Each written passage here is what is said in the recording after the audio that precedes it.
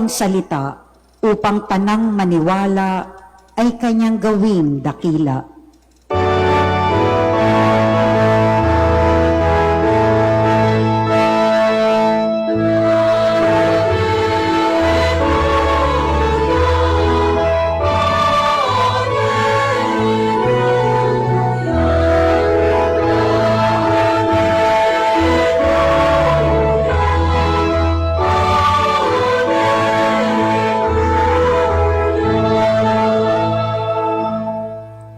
Sumainyo ang Panginoon. At sumaiyo rin. Ang mabuting balita ng Panginoon ayon kay San Mateo.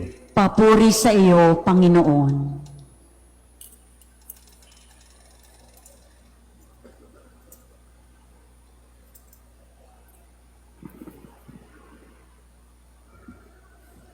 Noong panahong iyon, lumapit kay Jesus ang mga alagad at nagtanong, "Sino po ang pinakadakila sa kaharian ng langit?"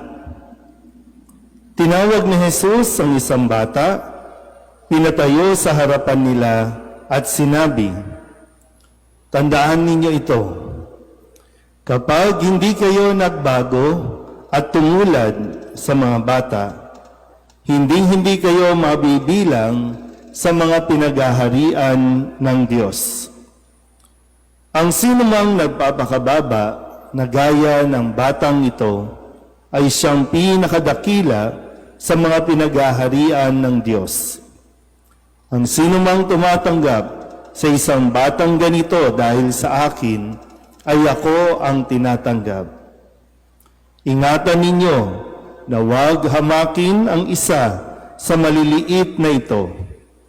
Sinasabi ko sa inyo, sa langit, ang kanilang mga anghel ay laging nasa harapan ng aking Ama." Ang mabuting balita ng Panginoon. Pinupuri ka namin, Panginoong Hesukristo. Isang magandang hapon sa inyo pong lahat.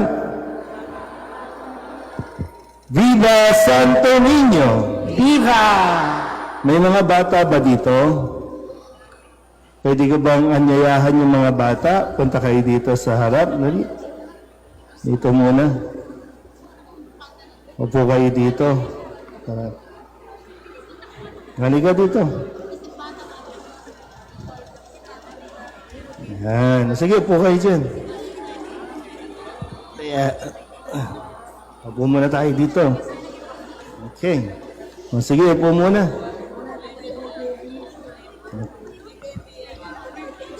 Yan. O, makikinig muna tayo ng konti, ha? Para mas maintindihan natin.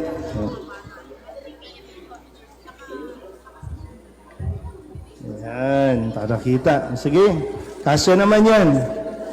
O, pati yung mga batang sakristan. O, mayroon bang gusto magsakristan sa mga batang narito?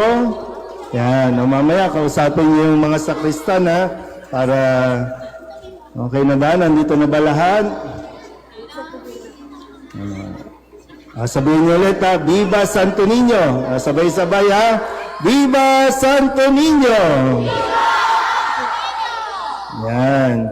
So ngayon po ay espesyal na araw, no, dahil ating inaalala na minsan ang ating Panginoong Hesukristo ay naging bata, katulad ng mga batang naririto, katulad nating dumaan sa pagkabata.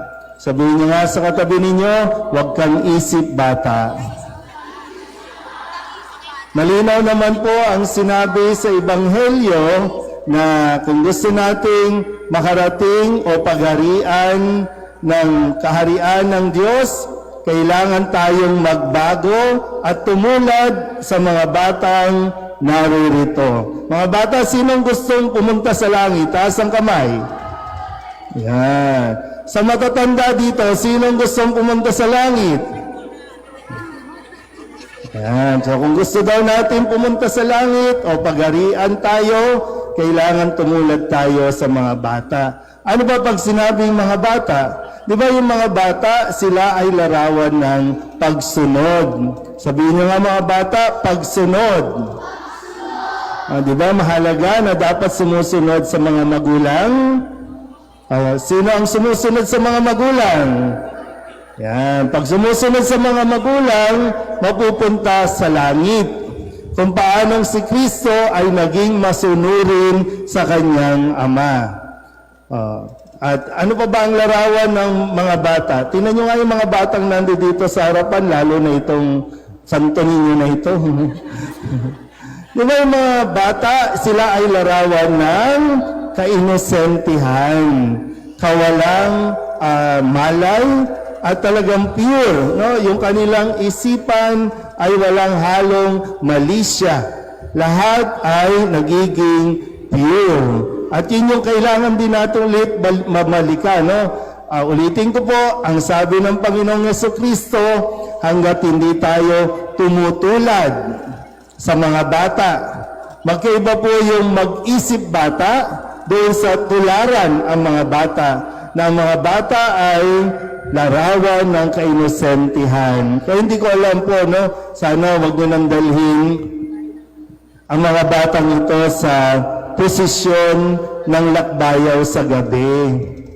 Alam niyo ba nangyayari sa gabi? Ha? Paano natin imumulat sa mga bata, lalo na sa mga taga-tondo?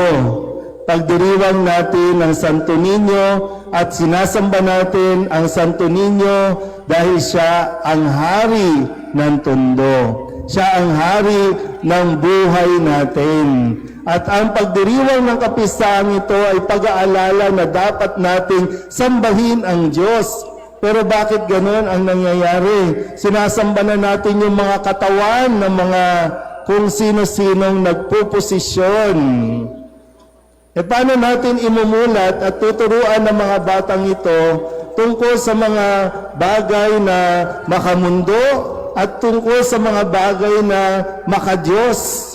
Ang gawain ito, ang pagdiriwang ito ay isang banal na gawain, religious activity. Bakit natin paghuhubarin ang mga magpuposisyon para lamang sambahin ang mga maggagandahang mga katawan? Hindi ito tungkol sa mga katawan natin, kundi tungkol ito sa ating Panginoong nagkatawang tao. Guriin nyo, no? Ang Diyos naging katulad natin. Di ba, no? Ang babait nyo, no? Dapat tumanda kayong mababait, ha? Hindi pwedeng maging pasaway. Kaya nga, ang mga batang ito po, nagtitiwala sa mga matatanda. Nagtitiwala sa kanilang mga magulang, nagtitiwala sa mga gumagabay sa kanila. Kaya napakalaking responsibilidad natin na sila ay pangalagaan. Tama ba? Hingiti lang, di ba? Ganyan ang kailangan natin mas mauna. Maganda po minsan mas dalasan natin, pagmasdan natin yung mga bata na inaalagaan natin, yung mga bata na ipinapangalaga sa atin, kung ano ba ang naidudulot natin sa kanila. Dati po, kapag ang matatanda nag-uusap na hindi dapat marinig ng mga bata, tinatakpan natin ang tenga nila o kaya naman pinapapasok natin sa kwarto. Kasi alam natin, naniniwala tayo, dapat natin silang protektahan. Sinong hinahanap mo? Sinanap mo. Sino?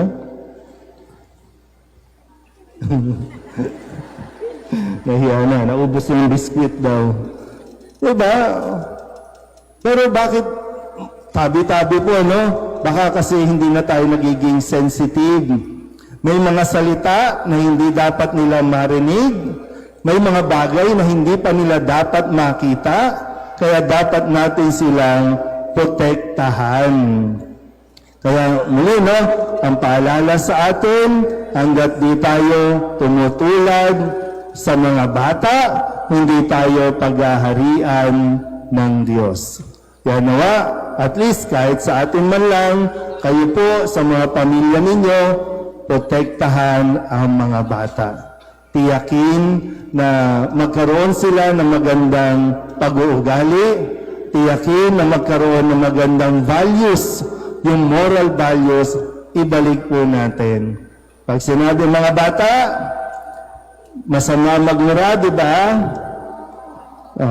Sinong nagmumura dito? Dapat hindi nagmumura ha, kasi bad yun. Okay? Kaya mga magulang, ingat-ingatan nyo din yung inyong pagsasalita sa kanila.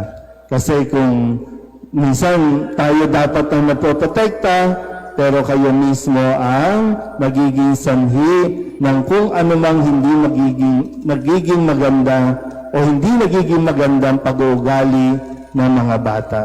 So dapat lahat po tayo makarating doon sa langit. Amen? Viva Santo Niño! Viva Santo Niño! Viva Santo Niño!